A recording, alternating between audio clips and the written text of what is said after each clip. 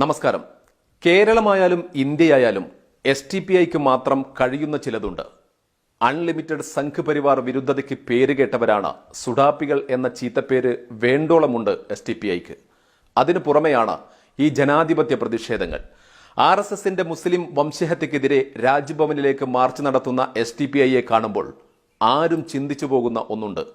എന്തുകൊണ്ടാണ് STPI ഒഴികെയുള്ള ഒരു പാർട്ടിയും സംഘപരിവാറിന്റെ ഈ വംശീയ ഉന്മൂലനത്തിനെതിരെ ഇതുപോലെ തെരുവിലിറങ്ങാത്തത്, ഒരു പ്രതിഷേധം പോലും ഉയർത്താത്തത്?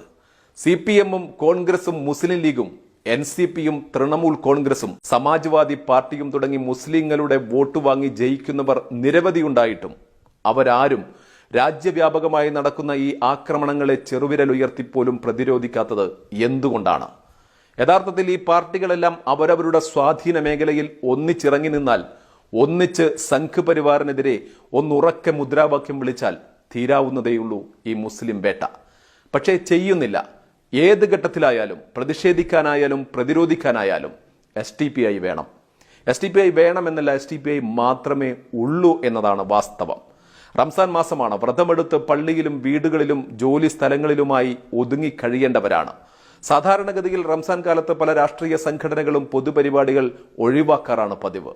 റംസാൻ ആയതുകൊണ്ട് തന്നെ പരിപാടിക്ക് ആളെ കിട്ടില്ല എന്നതാണ് അതിനവർ പറയുന്ന ന്യായം. പക്ഷേ ഇവിടെ നോക്കുക, നോമ്പുകാലമാണ്. നോമ്പുകാലമാണ് എന്നത് അവർക്ക് പ്രശ്നമേ അല്ല. ക്ഷീണം അവരെ തെല്ലുപോലും ബാധിച്ചിട്ടില്ല.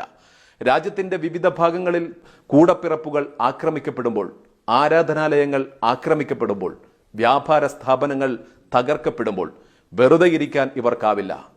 UPയിലും രാജസ്ഥാനിലും ബീഹാറിലും ഡൽഹിയിലുമൊക്കെ വംശവെറിക്ക് ഇരയാക്കപ്പെടുന്നവരുടെ വേദന കാണാൻ കഴിയുന്ന ഒരേ ഒരു വിഭാഗമായി ഇവർ മാറുകയാണ്.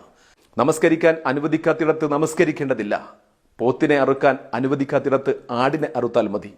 ഹിജാബ് ധരിച്ച് പഠിക്കാൻ അനുവദിക്കുന്നില്ലെങ്കിൽ പഠിക്കാൻ പോകേണ്ടതില്ല തുടങ്ങി ഇസ്ലാമിക നിയമങ്ങൾ വളച്ചൊടിച്ച് സംഘികൾക്കനുകൂലമായി വിധി പറയുന്ന പണ്ഡിത വേഷധാരികളുടെ മുന്നിലാണ് ഒരു വിഭാഗം എല്ലാം അവഗണിച്ചുകൊണ്ട് രംഗത്തിറങ്ങുന്നത് എന്നോർക്കണം.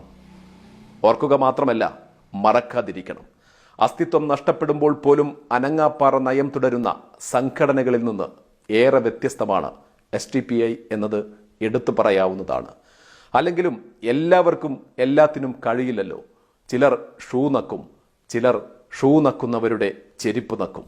ചിലരെ കാണുമ്പോൾ ചിലരുടെ മുട്ട് കൂട്ടിയിടിക്കും, ചിലർ മുട്ടിലിഴയും.